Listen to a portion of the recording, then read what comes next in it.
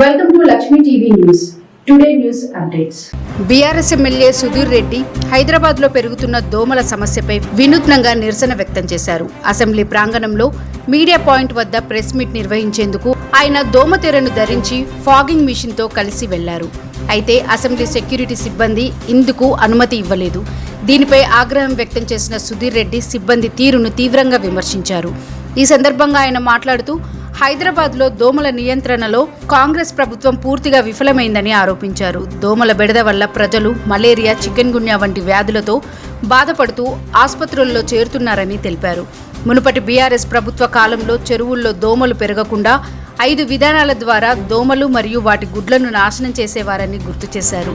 అయితే ప్రస్తుత ప్రభుత్వం ఈ సమస్యను పట్టించుకోకుండా ప్రజలను గాలికి వదిలేసిందని విమర్శించారు. దోమల సమస్యపై తక్షణ చర్యలు తీసుకోవాలని ప్రభుత్వం మీద సుధీర్ రెడ్డి డిమాండ్ చేశారు.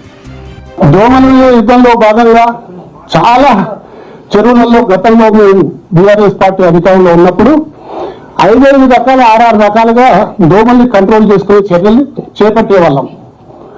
మొదటిది ఆయిల్ బాల్స్ వదిలిపెట్టేవాళ్ళం. ఆయిల్ బాల్స్ తోటి లార్వా అంతా చచ్చిపోతుంది, లార్వా స్ప్రెడ్ కాదు, తద్వారా దోమల నియంత్రణ తగ్గేది. రెండవది మాన్యువల్ భుజానికి ఈపుకు దోమల స్ప్రేయింగ్ డబ్బా మనం కట్టుకొని దాన్ని 15 మీటర్ల దాకా పోతుంది. ఈ 15 మీటర్లు స్ప్రేయింగ్ చేసేవాళ్ళం. స్ప్రే చేస్తే లార్వా డెవలప్ కాకుండా ఉండేది. కానీ మధ్య చెరువు దాకా మందు రీచ్ కాకపోతుంది. దాని తర్వాత డ్రోన్ ద్వారా మరి మధ్య చెరువులో కొట్టేవాళ్ళం. ఆ డ్రోన్ ద్వారా కొట్టడం వల్ల కంప్లీట్ గా లార్వా చచ్చిపోయేది. దాని తర్వాత మళ్ళీ గంబూజియా చేపలని చెప్పేసి చేపలను నీళ్ళల్లో వదిలేవాళ్ళం.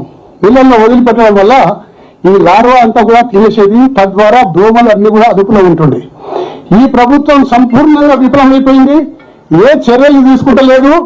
దోమల మీద యుద్ధం ప్రకటించాక కూడా ఎటువంటి చర్యలు తీసుకోకుండా ప్రజల్ని గాలికి వదిలేసి ప్రజలు డెంగ్యూ, మలేరియా, చికెన్ గున్యా ఈ అన్ని రోగాలతోటి ఇవాళ ఆసుపత్రుల్లో చేరుతున్నారు.